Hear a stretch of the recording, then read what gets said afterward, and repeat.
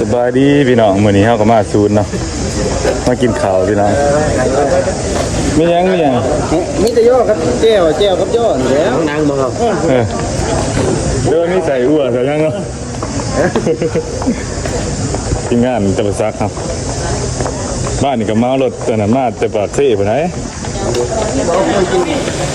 มีล่ะ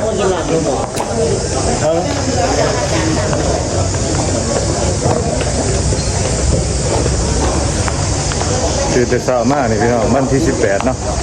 มาเกี่ยมเอกสารเอานั่งดูเลยเอาหรือว่าอาจจะ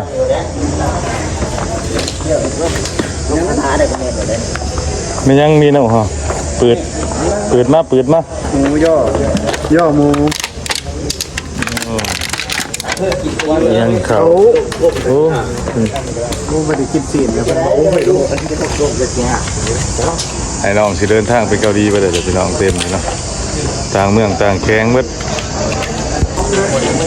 ตอนนี้ก็รอถาพี่น้องรอถาเขาเพิ่นเปิดห้องการเนาะเขาไปร่วมกันอยู่ในนะพี่น้องเพิ่นเปิดบัญชีธนาคารให้ธนาคารโตเฮาสิรับเงินเดือนแต่ละเดือนอยู่เกาหลีเนี่ยเขาเพิ่นก็เลี้ยงสาวเพศแรงเขาว่าสกลตัวนี้บ่ได้กินเนาะว่าสกลบ่ทันได้อยากหมูยอกับข้าวเหนียวแล้วก็แจ่ว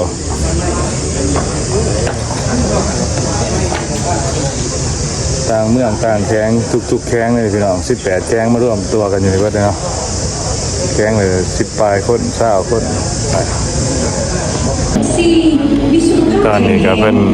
อ่านประวัติเนาะการ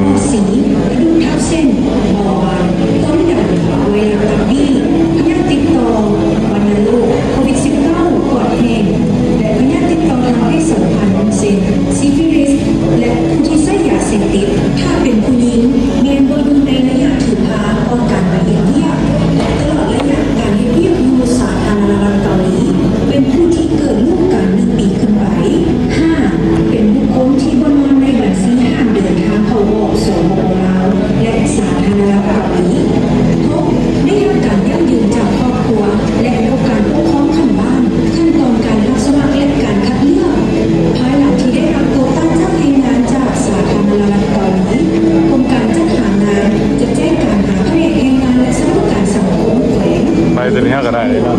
เพื่อประกาศรับสมัครและสัมภาษณ์แรงงานหลังจากนั้นแผนกแรงงานและสวัสดิการสังคมแขวงหรือนครหลวงจะออกหนังสือแจ้งการถึงกรมการแรงงานและสวัสดิการสังคมขั้นเมืองหรือนครเพื่อประกาศแจ้งการต่อกรมการปกครองขั้นบ้านผู้ที่มีจุดประสงค์อยากไปเฮ็ดเวียกตามฤดูกาลอยู่สาธารณรัฐเกาหลีต้องไปขึ้นทะเบียนอยู่กรมการแรงงานและสวัสดิการสังคมเมืองหรือนครเท่านั้นจะไม่มีตัวแทนไปรับสมัครขึ้นทะเบียนตามบ้านหรือตามสถานที่ต่างๆผู้ที่สมัครจะได้รับข้อมูลสโมสรของการบริเวณเรื่องข้างนอกตัวนี้นะหรือนครเพื่อข้อมูลที่สัมภาษณ์และคัดเลือกซึ่งต้องถือเอกสารจำเป็นไปยั่งยืนในเวลาสัมภาษณ์และคัดเลือกดังนี้สำเนาสำโรงครัว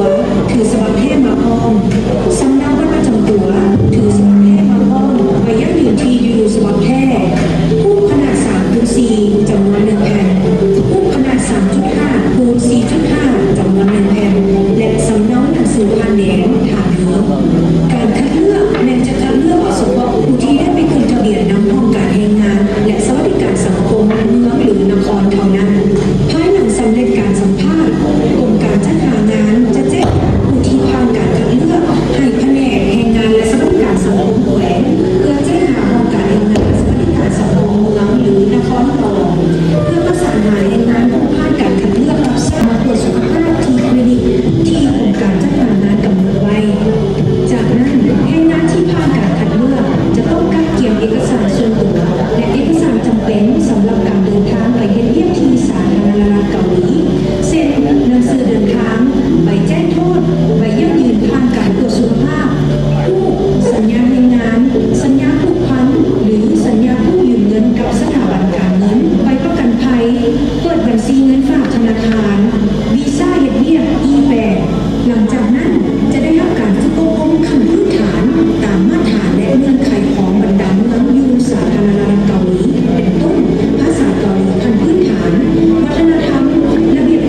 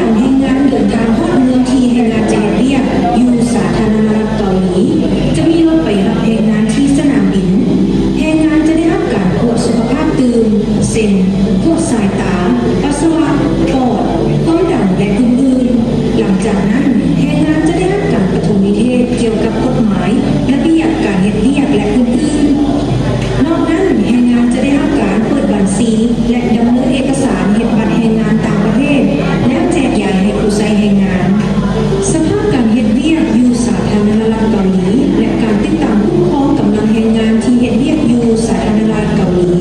เมนกำลังแรงงานจะได้รับค่าจ้างและสวัสดิการตามกฎหมายและระเบียบของสาธารณรัฐเกาหลี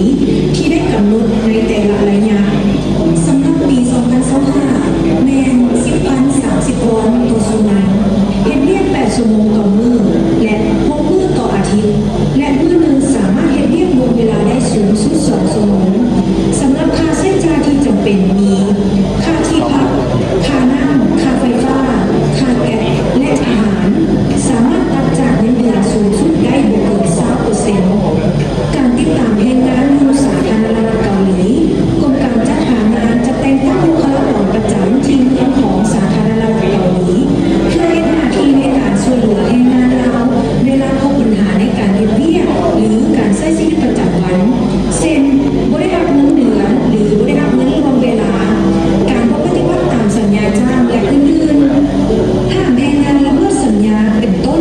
โตหนีจากสถานที่เฮ็ดเวียกบ่ครบสัญญาเปลี่ยนนายจ้างโดยบ่ได้รับอนุญาตจากทางของสาธารณรัฐเกาหลี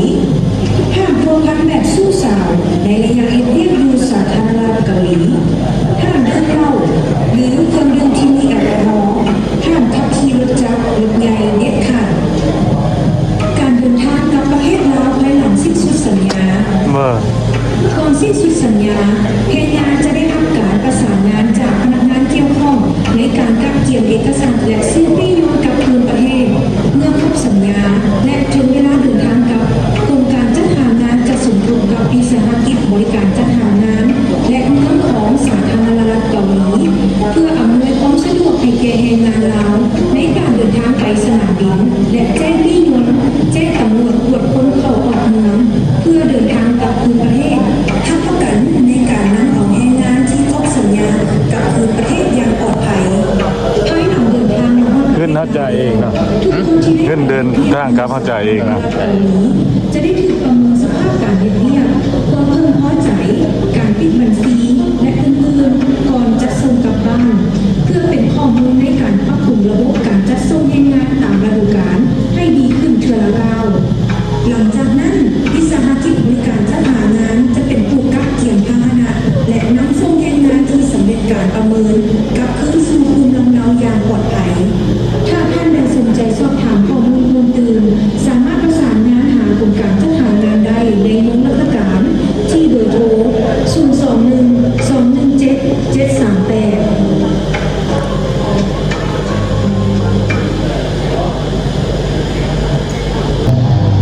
สำคัญคือการใส่ชีวิตแยกน้ำตาลเอาเวลาบ่ายเป็นลงไว้มาเอา12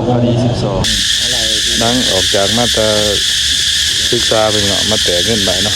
ก่อนเดินทางบ่ฮู้ว่าจะใส่จังไดเนาะเดี๋ยวไปถามหมู่อีกบาทหนึงนี่ตอนเฮาแตกไปได้ 3,000 บาทได้จะซ้ำนี่ได้ 50,000บ่เคย 50,000เหรอ 53,000 เนาะนี่พี่น้องหลังออกจากมาตราประชุมเนาะสื่อสารภาษาเกาหลีเนี่ยพี่น้องเพิ่นก็มายายเขากล้องให้เนาะก็คือดาบหมูหรือว่าก่อยหมูนี่ขี่เฮาเบิ่นซองเลยเนาะโอ้ยใช่ฮะโอ้เบิ่นซองเลยเนาะโอ้ก็ไปได้อ่ะทีมงานอะไรเนาะฮะเป็นจะแซ่บบ่เบิ่งเฮาจ้ะ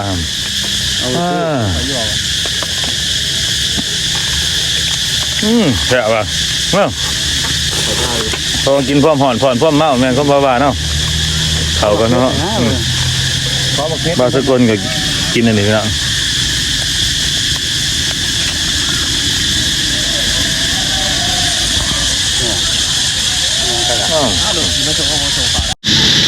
สีไม่ได้ยามเด็ก พี่น้องกินข้าวต้องกัน มาส่วนกันไปตลาดส่วนกันไปดีเดี๋ยวย่างใกล้บุกใกล้กันยังส่วน4 โมงนะ4 โมงพอดีเพิ่นเห็นสอบใหม่พี่น้องเลยสอบอยู่เดินทางไปทำงานกินแบบอยู่ให้อยู่สวนไว้อยู่ป่ามาเด้อกินข้าวเด้อเพราะเมื่อมัน นั่งทางไฟมั้ยนั่งสินั่งกินข้าวเรื่องอะไรเข้ากินได้อยู่ตอนแรกมากๆนะตอนแรกนะเหนื่อยมากแล้วก่อนจะมือจังเนาะให้มาทีเดียวเนาะ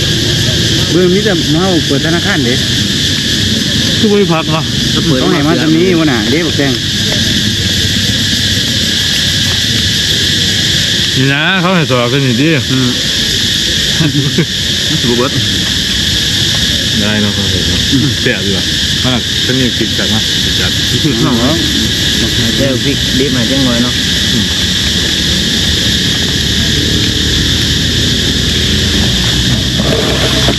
งานไหนหรอกครับนั่งเป็นกลุ่มมีแต่ปลอกจะมาซักเลยเครื่องผมก็มี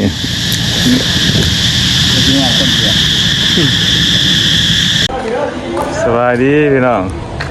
หลังจากกินข้าวอยู่ศูนย์เนาะตอนแรกเขาก็นอนพักผ่อนเพิ่นยังมาเลี้ยงข้าวอีกแล้วพี่น้องรู้สึกว่าบริษัทนี่เพิ่นก็ได้ดีเนาะมาเลี้ยงข้าวรอบแรกเบิดมื้อมันกินข้าวแล้วบริษัทเถอะให้น้องฮะ ไก่พะโล้ไม่ได้เป็ดโล้เนี่ยพะโล้นี่ โอ้ร้ายเถอะวะสมาร้ายเถอะ เพื่อเจ้านับได้นี่ แม่นบ่เอามาเพื่ออันนี้วะ เรียกว่าจำนับเว้นต้องเจ้าน้ำบ่ ไปเอามาไว้อีกก็ได้เนาะเดี๋ยวเพิ่นเลี้ยงเขา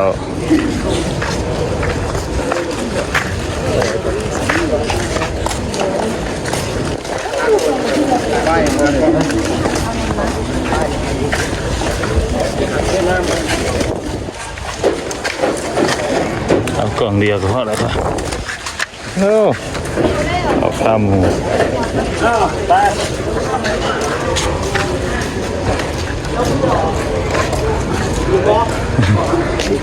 เอาผักจูหวานผักตู่เห็นปะมีแต่กินข้าวกินแต่ก็นอนยามแรงเฮ็ดเบียกแต่ยามเช้าพอมื้ออื่นเฮาก็สิไปประกอบเอกสารเดินเรื่องเฮาสิกู้ยืมเงินเพิ่นอะไรพี่น้อง